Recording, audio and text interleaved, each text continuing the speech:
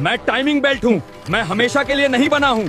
मेरी 60,000 1 लाख किलोमीटर की सीमा को नजरअंदाज करोगे तो मैं टूट जाऊंगा। मैं इंजन ऑयल हूँ। 10,000 किलोमीटर के बाद मैं गंदा हो जाता हूँ। मैं कीचड़, धातु के कण, गर्मी, ये सब कुछ जमा करता हूँ। मैं ब्रेक पैड हूँ। 30 से 70,000 किलोमीटर। ये इस बात पर निर्भर करता है कि आप कैसे गाड़ी चलाते हैं। हर बार ब्रेक लगाने पर मैं थोड़ा और घिस जाता हूँ। मैं बैटरी हूँ। मेरी उम्र 3 से 5 साल होती है। ठंडा मौसम मेरी केमिस्ट्री को धीमा कर देता है। मैं एयर फिल्टर हूँ। 20 से 40,000 किलोमीटर यही मेरा बदलने का समय है। मैं धूल और गंदगी को रोकता हूँ ताकि आपका इंजन सही से सांस ले सके।